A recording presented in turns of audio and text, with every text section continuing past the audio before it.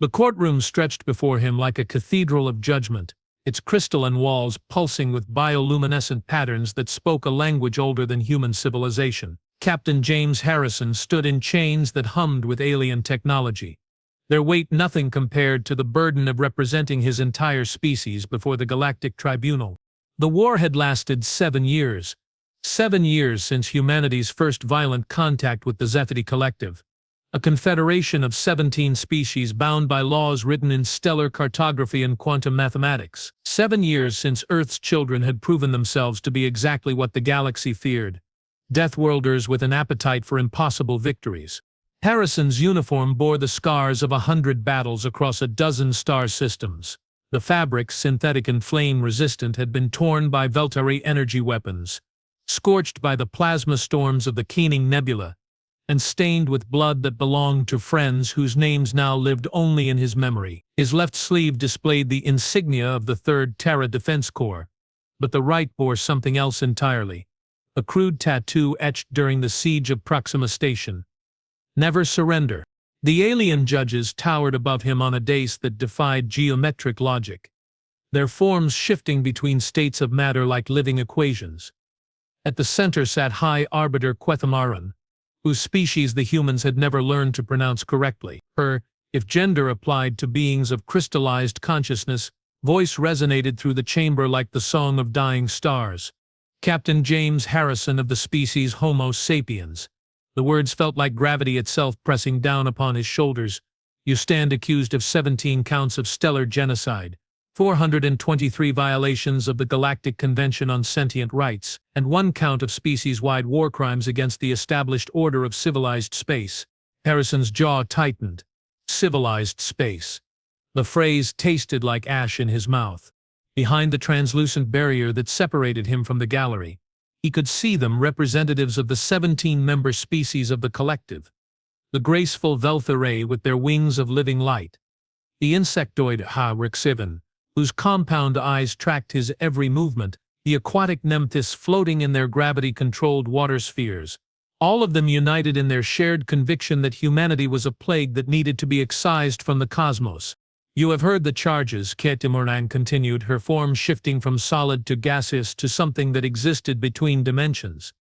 How do you answer for your species' crimes against the natural order?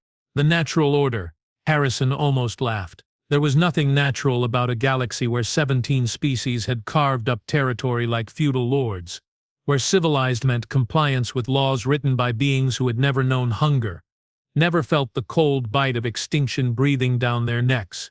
I answer.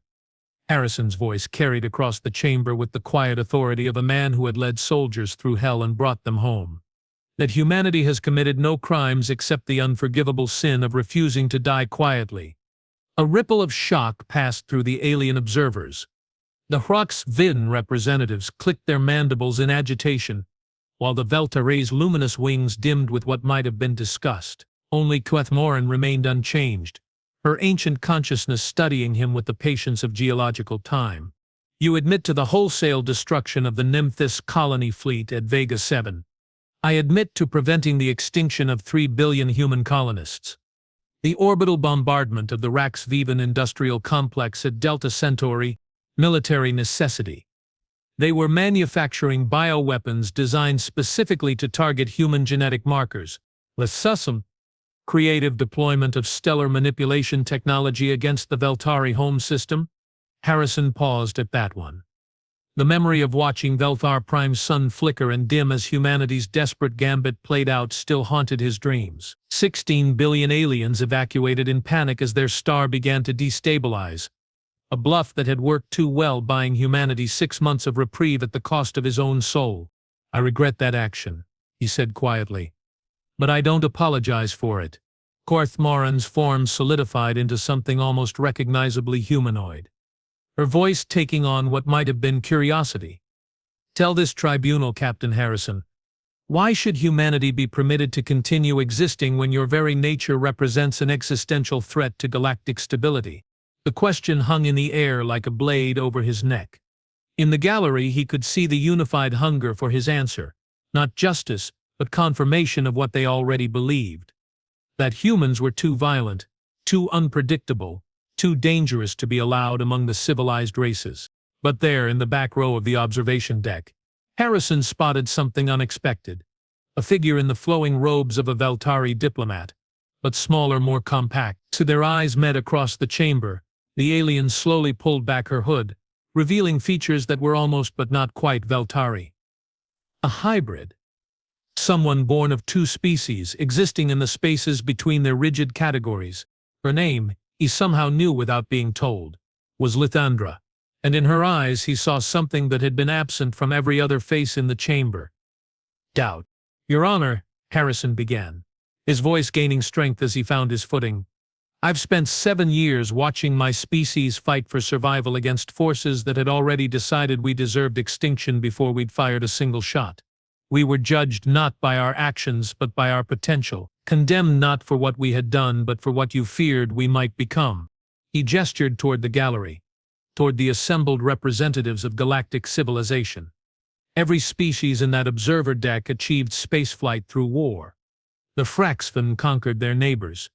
The Nemethysts boiled their oceans with industrial runoff before learning conservation. The Velturi strip-mined 3-star systems before discovering sustainable energy. But somehow humanity alone was born with original sin. Kithmaran's form flickered with what might have been amusement. "You suggest that your species' violence is equivalent to standard developmental phases. I suggest that our violence is honest." The chamber fell silent. We don't hide behind euphemisms or diplomatic language. When we decide something needs to die, we kill it efficiently and move on. We don't spend centuries perfecting new ways to make suffering elegant. We don't build philosophical frameworks to justify why some beings deserve freedom while others deserve chains. Harrison took a step forward, his chains singing with harmonic resistance. "You want to know why humanity should be allowed to exist? Because we're the only species in this galaxy that looks at the universe and doesn't flinch. We're the only ones who see a problem and solve it instead of forming a committee to study the optimal response time for maybe considering potential preliminary discussions about possibly addressing the issue." In the gallery, Lithandra leaned forward, her hybrid features tense with concentration. The Veltari spent 300 years debating the ethics of intervening in the Ragzal system, while an entire civilization died of plague. Harrison continued. "Humanity would have had medical ships in system within 6 months. Consequences be damned. The Fraxivan watched the Cascade Wars consume 17 worlds because direct intervention violated their non-interference protocols. We would have ended those wars in 6 weeks. Kithmaran's voice carried a note of warning. "And in doing so, potentially destabilized." "Potentially nothing," Harrison interrupted, earning gasps from the gallery. "You sit in your crystal palaces and debate the theoretical ramifications of action, while real beings suffer and die. Humanity acts. We make mistakes, yes. We break things. Absolutely.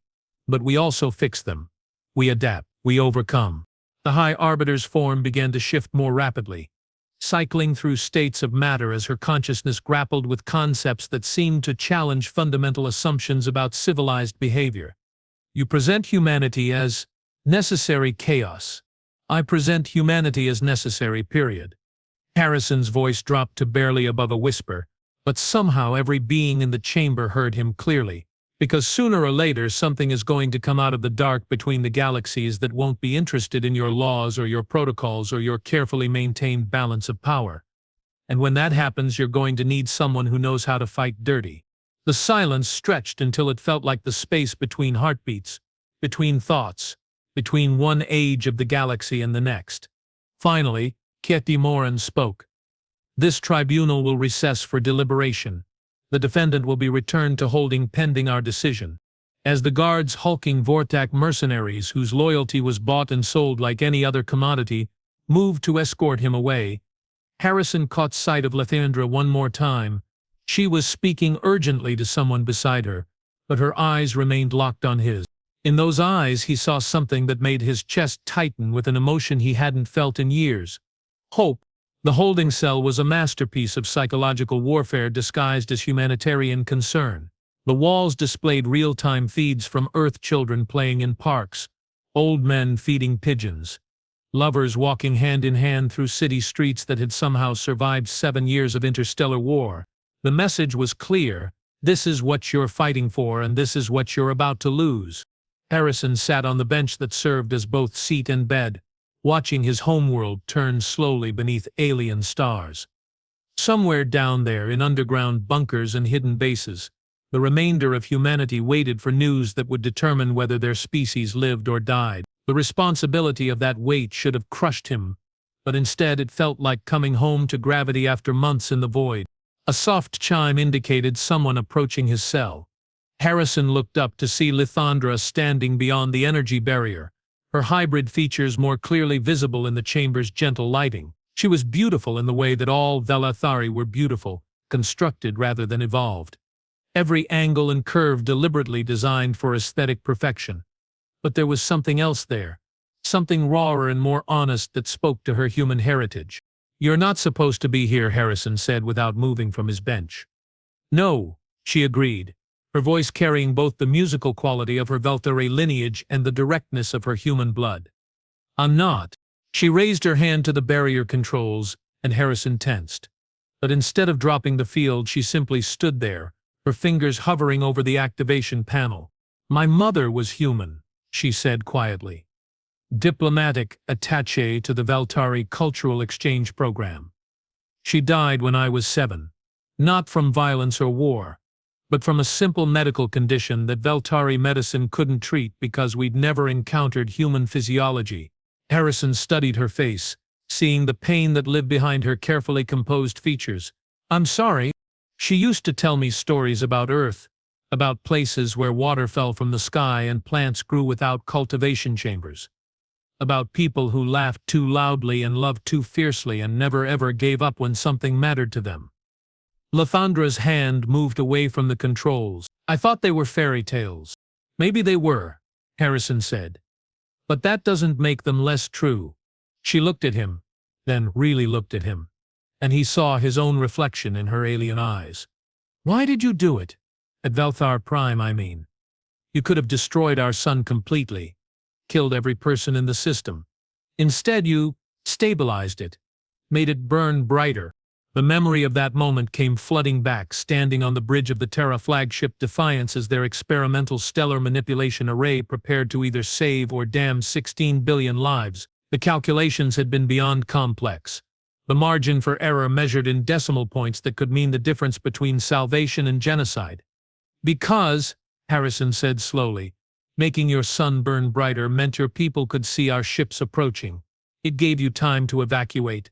Time to prepare, time to choose surrender over annihilation." He was quiet for a moment. "Humans don't fight wars to win, we fight wars to end them."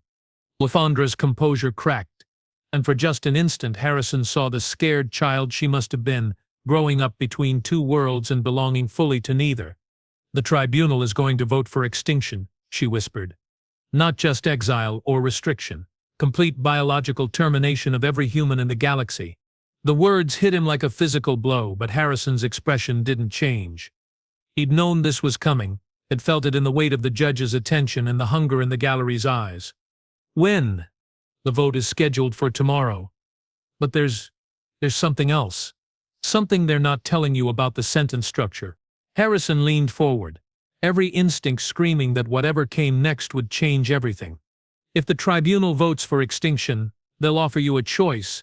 A way to save some small portion of your species through—" She struggled with the words, her hybrid nature warring with itself, "through genetic preservation protocols." Meaning, Lathandra's voice dropped to barely a whisper.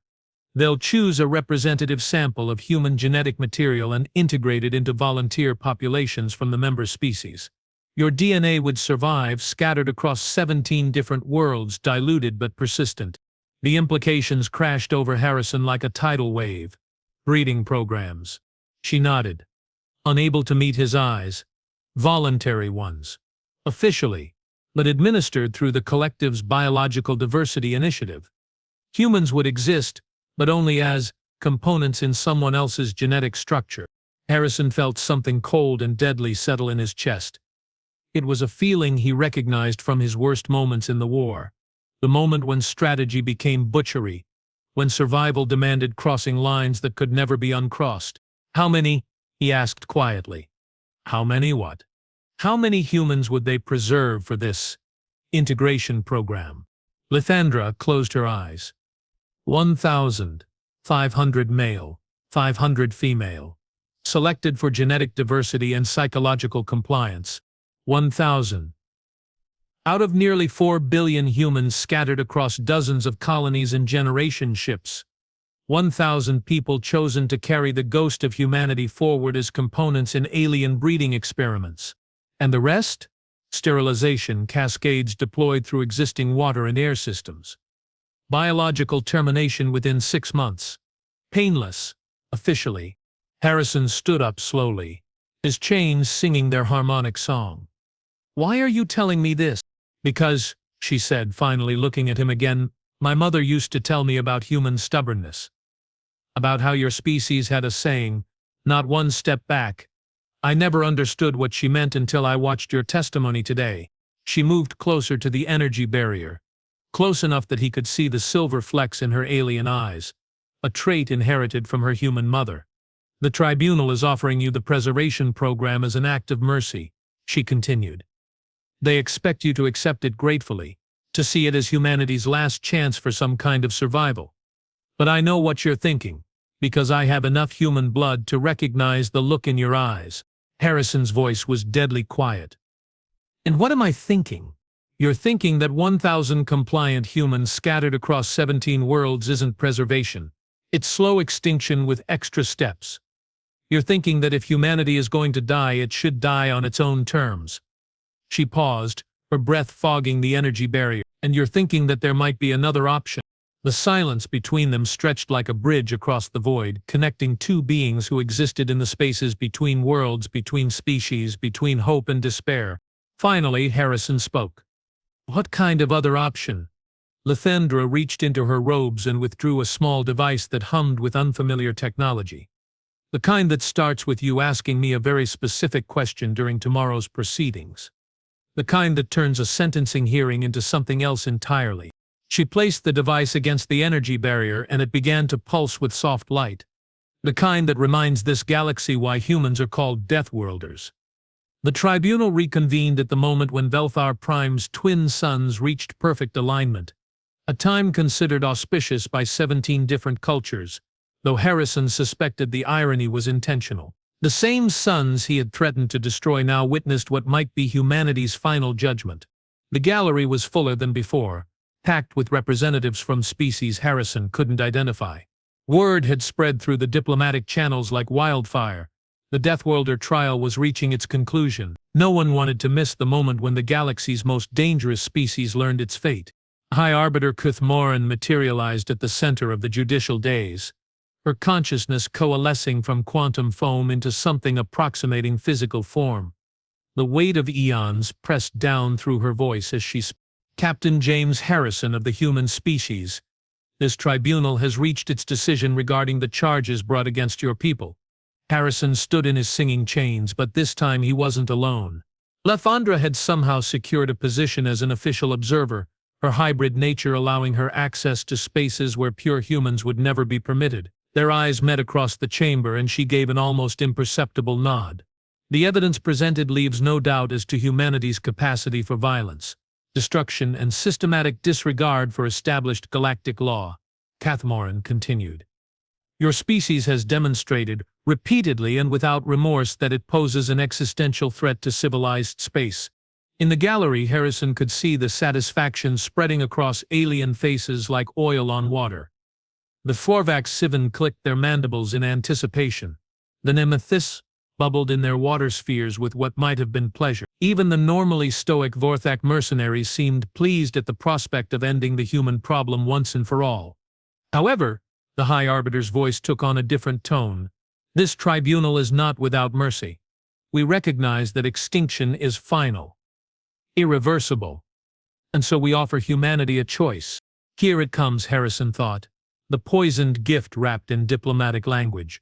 Complete biological termination of all human populations throughout the galaxy, carried out through painless sterilization cascades.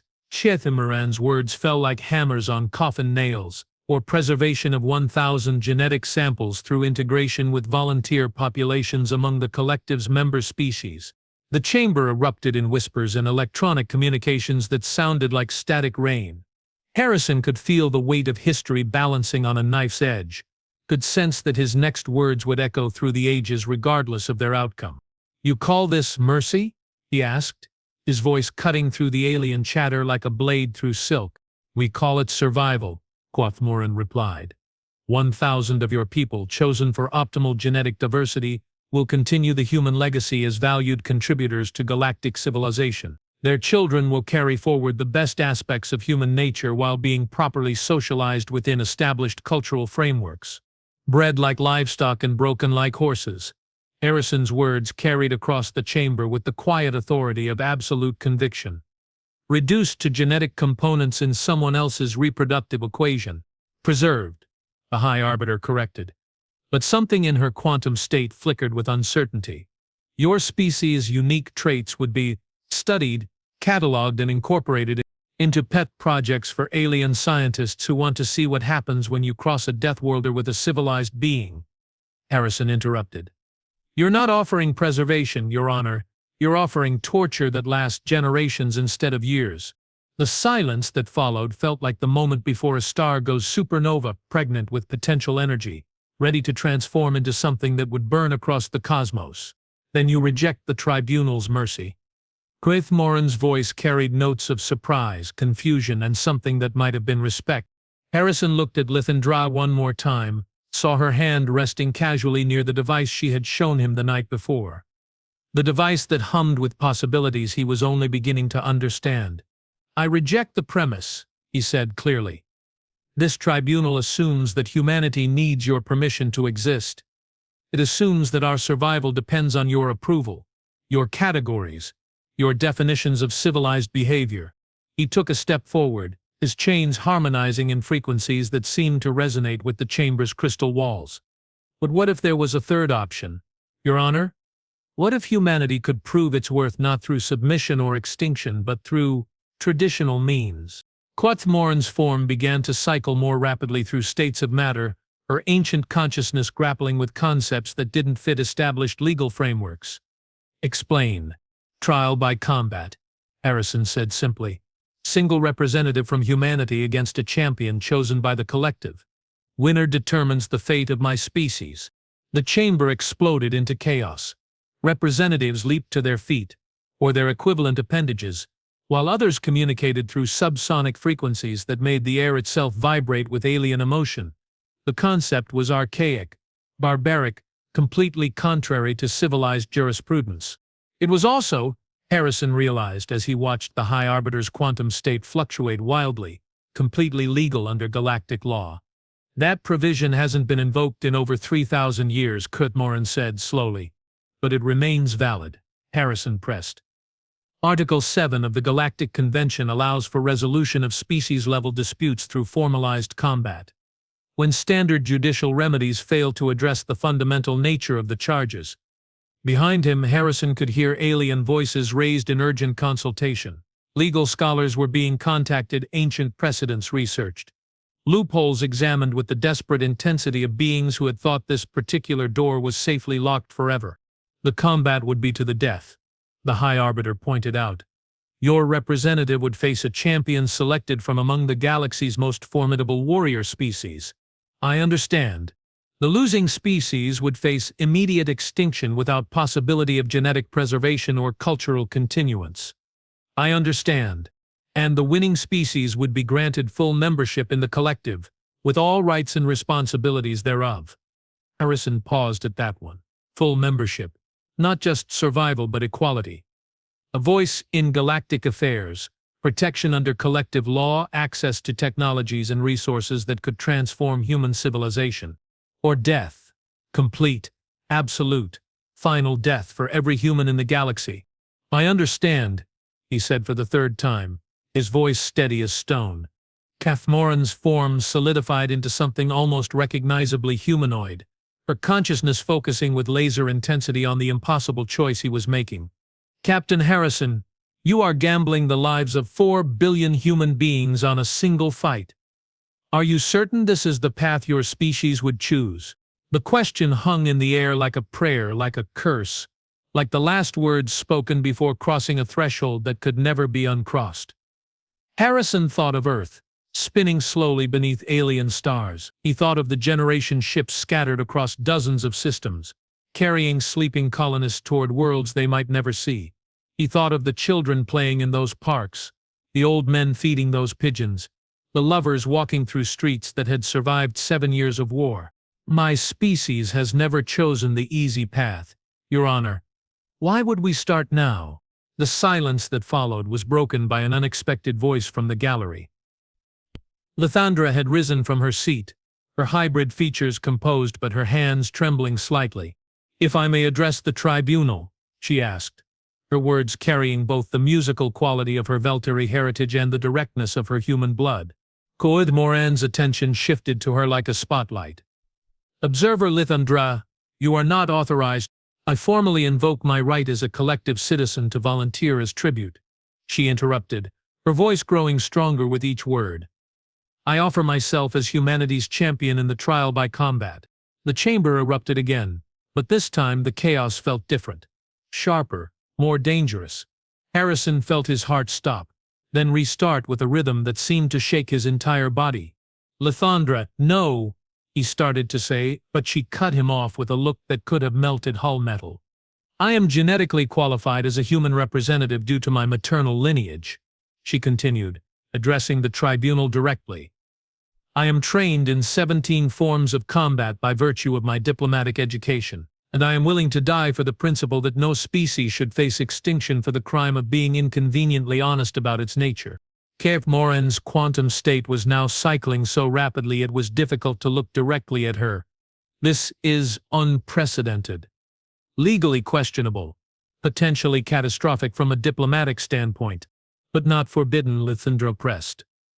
Article 7 specifies that the champion must be genetically representative of the species in question and willing to accept death in their cause. I meet both criteria. The High Arbiter turned back to Harrison. Do you accept this volunteer as your champion? The question was like a blade through his chest. Accept her offer and watch a woman who carried his people's blood die for his choice, reject it and face whatever monster the collective would send against him. Because he had never doubted for a moment that he would be humanity's representative in this fight. But as he looked at Lithandra, saw the determination burning in her alien eyes and the stubborn set to her jaw that spoke to her human heritage, Harrison realized something that made his blood run cold with understanding. She wasn't volunteering out of nobility or sacrifice. She was volunteering because she knew something he didn't. What aren't you telling me? He asked quietly, his words somehow carrying clearly across the chamber despite the chaos around them. Lithandra smiled, and for the first time Harrison saw something in her expression that was purely, absolutely human. That I'm not the only hybrid in this room, she said, and that some of us have been preparing for this moment our entire lives. The implications hit Harrison like a meteor strike. Hybrids, plural, children of two worlds, trained in the ways of both, existing in the spaces between species and laws and the carefully maintained balance of galactic power. An underground, a resistance movement that had been building for generations, hidden in plain sight among the diplomatic corps and cultural exchange programs and joint research initiatives. How many? He whispered. Enough, Lithandra replied. More than enough. Coed Moran's voice cut through their exchange like gravity itself. Captain Harrison, do you accept Lithandra as humanity's champion? Harrison looked into her eyes one more time, seeing not just the scared child or the determined diplomat, but something else entirely. Something that spoke to the possibility that this had never been about a single fight between two representatives. This was about revolution. I accept, he said. The High Arbiter's form solidified completely, becoming almost indistinguishable from a tall, graceful woman wrapped in starlight. Then let the collective choose its champion, she announced. Let the combat be scheduled for 3 days hence, at the neutral ground of Station Omega-7. Let the galaxy witness whether civilization or chaos will inherit the future. As the chamber erupted in alien voices raised in argument, consultation and barely controlled panic, Harrison caught sight of movement in the gallery, Dozens of observers were rising from their seats. Representatives who had seemed like ordinary diplomats and cultural attachés just moments before. Now he could see it in their features. The telltale signs of mixed heritage. The subtle markers of hybrid genetics. They weren't just watching the trial. They were waiting for it to begin. And as Sandra was escorted away to prepare for a fight that would determine the fate of 2 species, maybe more, Harrison realized that the war between humanity and the galaxy had been over for years. The revolution, however, was just getting started. Station Omega-7 hung in the void like a metallic flower, its petals opening toward the stars that had witnessed the birth and death of 1,000 civilizations. Built by the ancient Hfy as a neutral meeting ground, it had outlasted its creators by 10 millennia, serving as host to diplomatic summits, trade negotiations, and now, for the first time in 3,000 years, a trial by combat that would reshape the galaxy. Harrison stood at the observation deck of the human transport vessel, watching the station grow larger against the starfield beyond. His chains had been replaced with ceremonial restraints, bands of living metal that hummed with harmonics designed to remind him of his status as both prisoner and representative. Behind him, the ship's small crew maintained respectful silence, understanding that they were witnessing history unfold in real time. Captain, the ship's commander, a grizzled veteran named Rodriguez, who had survived the siege of New Geneva, approached carefully. "We're receiving multiple communications from the surface. Media requests, diplomatic inquiries." He paused, consulting his data pad. 17 formal challenges to single combat from various collective champions who want to face humanity's representative personally. Harrison almost smiled. 17 different champions want to be the one to kill me. Actually, sir, they want to kill Lithandra. Word has spread that humanity's champion is a hybrid, and it's caused something of a stir among the warrior cultures. The humor drained from Harrison's face. Through the viewport he could see dozens of ships surrounding the station, not just collective vessels but independent freighters, news cruisers, and what looked like private yachts belonging to wealthy spectators who had come to watch the galaxy's most dangerous species learn its fate. Any word from her preparation team? Rodriguez consulted his pad again. Negative, sir. The collective has maintained strict communication blackouts around their facilities. However, he leaned closer, lowering his voice.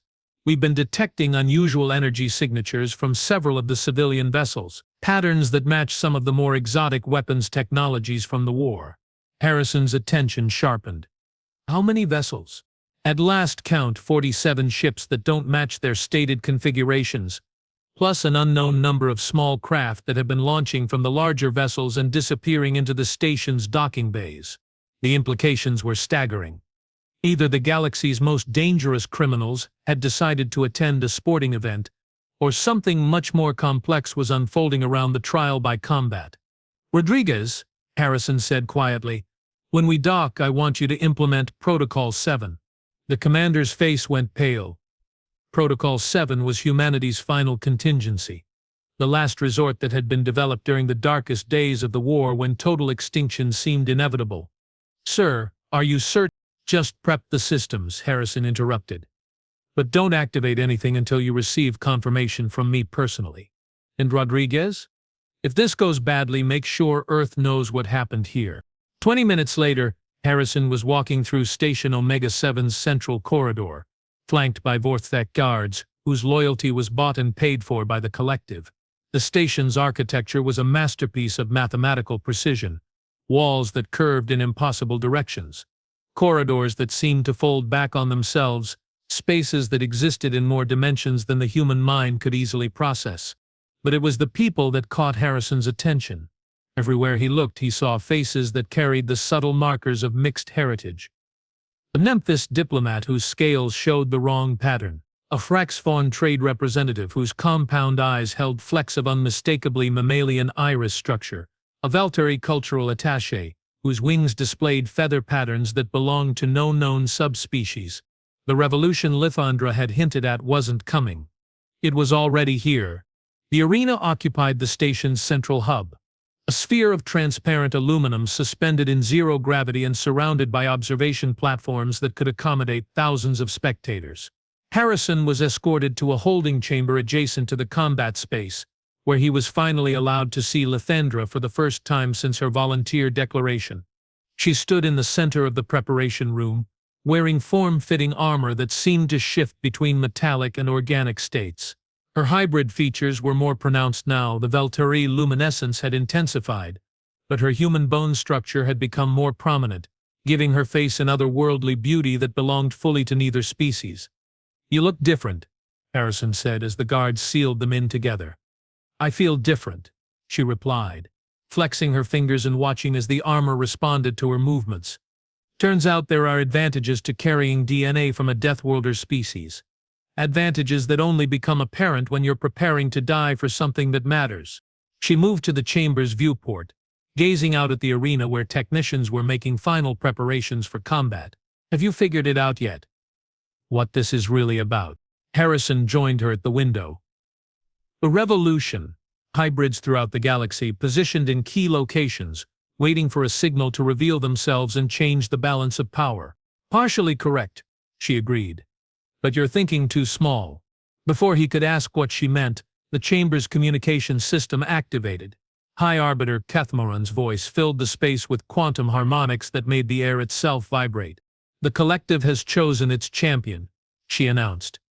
"Brektor, the undying last Sarviv member of the Hfy warrior princes, genetically enhanced for perfect combat efficiency and trained in the death arts of 7 extinct civilizations."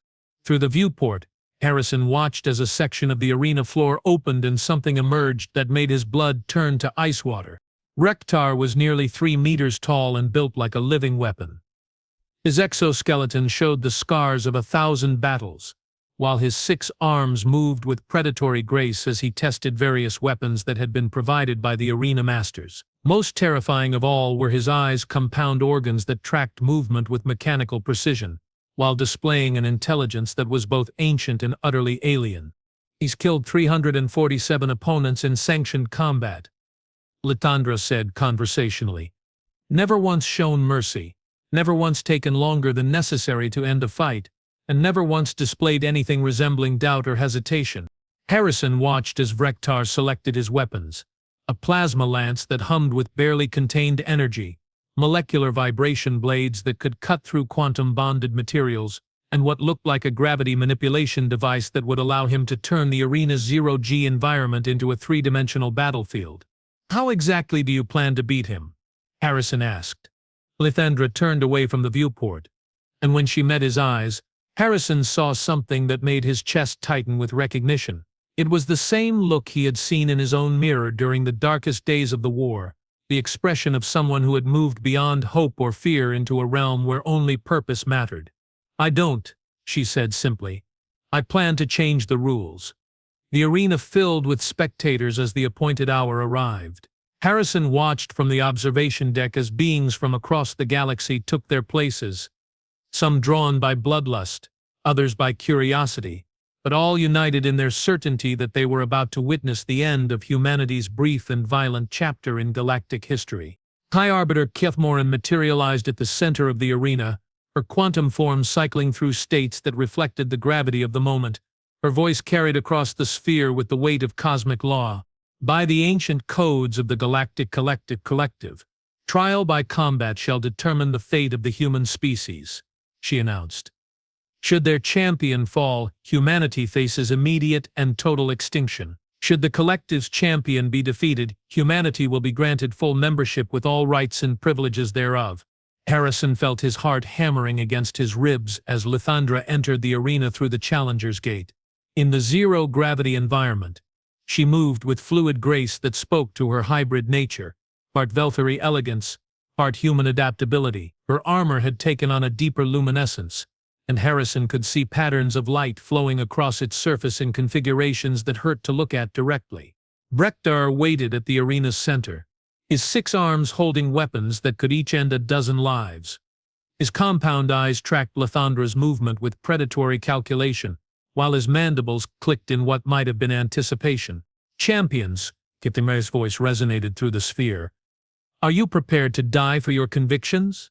"I am prepared to live for them," Lithandra replied, her words carrying clearly through the arena's amplification systems. Richter's response was a subsonic growl that made the arena walls vibrate. Then let combat. Wait, Lithandra interrupted, her voice cutting through the Arbiter's declaration like a blade through silk. I invoke Article 12 of the Galactic Convention, right of final statement. Harrison felt something cold settle in his stomach.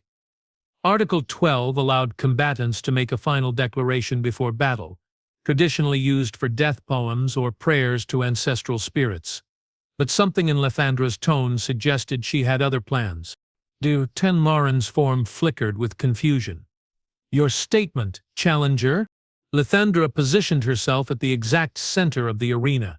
Her arms spread wide as she addressed not just the Arbiter, but the thousands of spectators watching from the observation decks. I speak not just for humanity, but for every being in this galaxy who has been told they don't belong, she began, her voice growing stronger with each word. For every hybrid child hidden away in shame, for every species classified as primitive because they solve problems with violence instead of committees, for every world that has been strip-mined by civilized beings who justify their actions with legal frameworks. In the gallery, Harrison could see movement, subtle at first, but growing more obvious. Beings he had marked as hybrids were rising from their seats, moving toward positions that seemed carefully coordinated. The collective calls itself civilized, Lithandra continued. But civilization built on the suffering of others is just slavery with better public relations. You speak of humanity as a threat to stability, but what you really fear is accountability. Richter shifted impatiently, his weapons humming with deadly energy, but Cuthmoran seemed transfixed by the hybrid's words. You fear a species that looks at your carefully balanced power structures and asks uncomfortable questions. Like why the Raxfenin control mineral rights to 300 systems while the indigenous populations live in poverty. Like why the Raxfenin control mineral rights to 300 systems while the indigenous populations living unlaced valuable young people to adoption programs.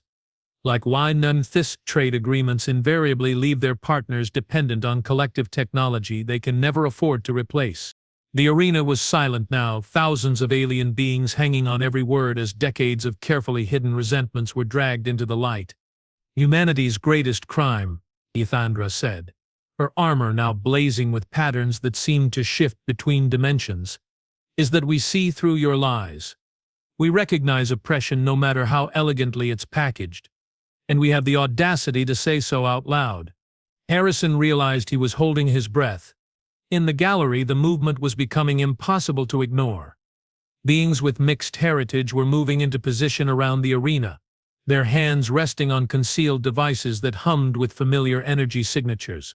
But here's what you never understood about Deathworlders, Lydon continued. And now her voice carried harmonics that seemed to resonate in frequencies beyond normal hearing. We don't just fight for ourselves. We fight for anyone who can't fight back. We adopt strays. We defend the weak. We make families out of strangers and turn enemies into allies. She gestured toward the observation deck, and Harrison's blood turned to ice as he realized what was happening. Which is why over the past 30 years we've been quietly building a family of our own. The arena erupted into chaos as hundreds of beings throughout the station revealed themselves simultaneously. Hybrids threw off concealing clothing to display mixed heritage that had been hidden for decades. Ships that had masqueraded as civilian vessels dropped their camouflage to reveal human military configurations, and throughout the collective's carefully ordered hierarchy, beings who had spent generations passing as purebred representatives of their species stepped forward to declare their true nature. You wanted to preserve 1,000 humans through genetic integration, Lithandra called out over the growing pandemonium. Congratulations, you've actually preserved 50,000 of us, scattered across every world in the collective, trained in your institutions, raised in your academies, and positioned in your governments. Quathamaran's quantum form was cycling so rapidly it had become a blur of possibilities. This is impossible. The genetic screenings were designed to detect obvious hybrid markers, Lithandra finished. But hybrid genetics are complex. It takes generations for certain traits to emerge, and it takes very specific conditions to activate the dormant sequences that mark us as Deathworlder descendants. She raised her hand and her armor began to shift, revealing technology that belonged to no known species. Conditions like preparing to die for something that matters. Harrison watched in stunned amazement as Lithandra's body began to change. Her Veltari features were shifting, becoming more angular, more predatory. Her human characteristics were intensifying, muscle density increasing, bone structure adapting for combat, reflexes accelerating to inhuman speeds. "What are you?" Rektar demanded, his weapons trained on her transforming form. "I'm what happens when you cross a species that never gives up with a species that never stops evolving," she replied, her voice now carrying subsonic frequencies that made the arena walls vibrate in harmony. "I'm what you created when you decided to play God with human genetics." The transformation completed, and Harrison found himself looking at something that had never existed before. A perfect hybrid between humanity's stubborn determination and Veltari technological enhancement. Lithandra was taller now, her movements flowing with predatory grace, while her eyes blazed with intelligence that seemed to process information at quantum speeds. "The trial by combat continues," she announced, turning her attention to Rektar. "But it's not about humanity versus the collective anymore. It's about the old way of doing things versus the new." Rektar launched himself across the arena with lightning speed, his plasma lance trailing energy as he sought to end the fight before it could truly begin. But Lithandra was no longer bound by the limitations of either of her parent species. She moved like liquid light, flowing around his attack while her own weapons devices that seemed to bend space itself carved geometric patterns in the air that left glowing after images. When Rektar's molecular vibration blades met her defenses, they encountered energy fields that operated on principles beyond conventional physics. The battle that followed was unlike anything the galaxy had ever witnessed. Rektar fought with the calculated precision of a perfect killing machine, his movements economical and devastating. But Lithandra fought like something new, a fusion of human intuition and alien enhancement that let her adapt to attacks even as they were being launched. Around the arena, the revolution was spreading. Hybrid beings throughout the station were revealing technologies that had been developed in secret, weapons and defenses that combined the best aspects of multiple species. Ships were disengaging their camouflage systems, revealing a fleet that had been hiding in plain sight for decades. But Harrison's attention remained focused on the battle at the arena's center, where Lithandra and Rektar moved through three-dimensional space like opposing forces of nature. The Hfy warrior's experience showed he had fought in more battles than she had lived years, and his genetic enhancements made him a nearly perfect combatant. Nearly perfect. But Lithandra had something he lacked, the human capacity to change the rules in the middle of the game. When Rektar activated his gravity manipulation device, turning the arena into a maze of shifting gravitational fields designed to trap and disorient his opponent, Lithandra responded by doing something that should have been impossible. She synchronized her armor's energy field with the station's power grid, turning herself into a living conduit for the massive energies that kept Omega-7 operational. The result was spectacular and terrifying. Lithandra became a being of pure energy, moving through the gravitational maze like lightning through a storm while her attacks carved molten channels in the arena walls. Rektar adapted quickly, as all great warriors do. He abandoned his ranged weapons in favor of close combat, using his 6 arms and superior mass to grapple with an opponent who was no longer entirely physical. But every time he thought he had her trapped, she would phase through his grasp or redirect his momentum in ways that defied the fundamental laws of physics. The end came suddenly. Rektar managed to land a devastating blow with his plasma lance, the energy beam burning through Lithandra's chest and emerging from her back in a shower of sparks. For a moment it seemed the battle was over. No being could survive such catastrophic damage to their core systems. But as Rektar moved in for the finishing strike, Lithandra smiled. "Did I mention that human genetics include regenerative capabilities?" she asked, conversationally, even as her chest cavity began to seal itself with metallic webbing that pulsed with organic life. "We just need the right conditions to activate them." Her counterattack was a thing of beauty and terror. Moving faster than thought, she wrapped herself around Rektar's larger form and began to feed on his own energy systems. The Hfy warrior's weapons powered down one by one as Lithandra's hybrid nature allowed her to interface directly with his technological enhancements. "This is impossible," Rektar gasped as his strength began to fail. "I am enhanced beyond biological limitations." "So am I, Lithandra," replied gently. But my enhancements were designed by someone who understood that the best technology is indistinguishable from evolution. When the end came, it was not with violence but with transformation. Instead of killing Vrexter, Lithandra began to share her energy with him, her hybrid nature allowing her to bridge the gap between their incompatible biologies. The Hfy warrior's form began to change, his rigid exoskeleton softening as human adaptability merged with alien perfection. What have you done to me?" he whispered as the transformation completed. "Given you a choice," Lithandra replied. "You can remain what you were, a perfect killer in service to an imperfect system. Or you can become what you could be, something new, something better, something that belongs to the future instead of the past."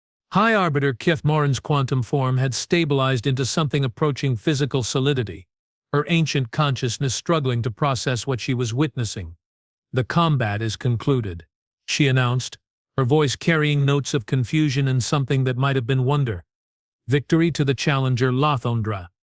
By the laws of trial by combat, humanity is granted full membership in the Galactic Collective." But Lithindra shook her head, still glowing with residual energy from her transformation. "With respect, Your Honor, humanity doesn't want membership in the Collective," she said clearly. "We want to build something better." She gestured toward the observation deck, where hybrid beings were revealing themselves in ever greater numbers. Throughout the station, similar scenes were playing out as decades of careful preparation came to fruition. "The old galaxy is dying, High Arbiter.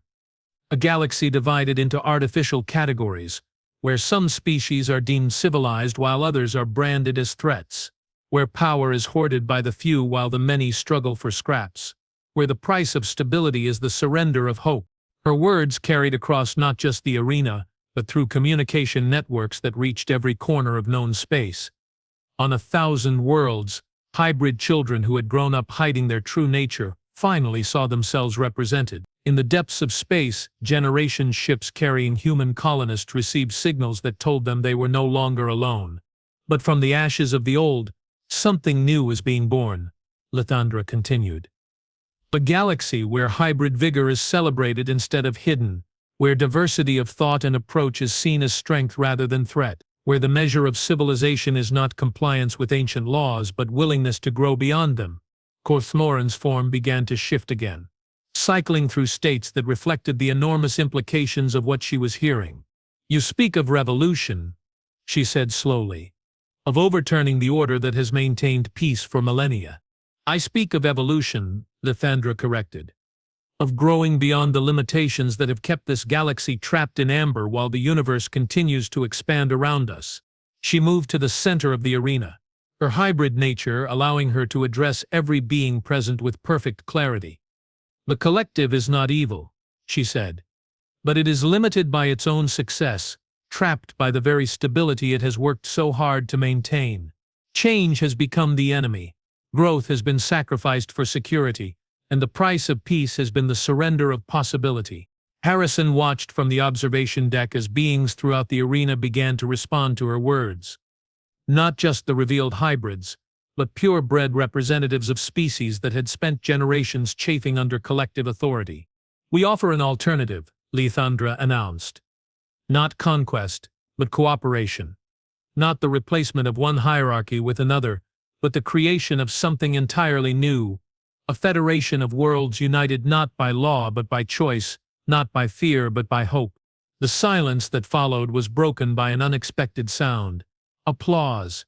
It started slowly, scattered individuals throughout the arena showing their approval, but it grew quickly as more beings joined in. Within minutes the sound had become thunderous, a wave of approval that seemed to shake the station itself. But it was what happened next that made Harrison's breath catch in his throat. High Arbiter Kithmoran, ancient consciousness and final authority of the Galactic Collective, slowly began to applaud as well. "For 3,000 years," she said, her voice carrying clearly over the continued applause, "this tribunal has administered justice according to laws written by beings who are dust among the stars. We have maintained order, preserved stability, and prevented chaos through strict adherence to principles that were old when our current civilizations were young." She paused, her quantum form shifting through states that reflected deep contemplation. But perhaps, she continued slowly, it is time to ask whether the preservation of order is worth the price we have paid in stagnation, whether the prevention of chaos is worth sacrificing the possibility of growth. The arena fell silent as the implications of her words sank in. This tribunal hereby dissolves the charges against the human species, Cathmoran announced formally. Furthermore, this tribunal recognizes that the galaxy stands at a crossroads between the old ways and the new, between the safety of known paths and the promise of unexplored possibilities. She turned her attention to Lithandra, who stood at the arena's center like a living symbol of transformation. The collective will consider your proposal for a new form of galactic organization, she said. But such considerations will take time for debate, discussion, and the careful evaluation of possibilities that our species have never before contemplated. Lithandra bowed respectfully, her hybrid nature allowing her to show proper deference while maintaining her essential dignity. Time is all we ask, Your Honor. Time to prove that the future can be better than the past, that growth is possible even for civilizations that have forgotten how to change. As the arena began to empty and beings throughout the station processed what they had witnessed, Harrison found himself thinking about the children playing in those parks on Earth, the old men feeding pigeons, the lovers walking through streets that had survived 7 years of war. They would wake tomorrow to a galaxy transformed, not through conquest or submission, but through the simple recognition that even ancient civilizations could learn new ways of being, that the space between stars was vast enough to hold infinite possibilities, and that the future belonged to those brave enough to reach for it. The war between humanity and the galaxy was over. The age of hybrid vigor had begun. And somewhere in the space between worlds, new forms of life were taking their first breaths, preparing to inherit a universe where the word impossible had lost all meaning. In the end, Harrison realized as he watched Lithandra accept congratulations from beings who had hidden their true nature for generations, humanity's greatest victory had not been in proving they deserved to survive. It had been in proving that survival itself was just the beginning.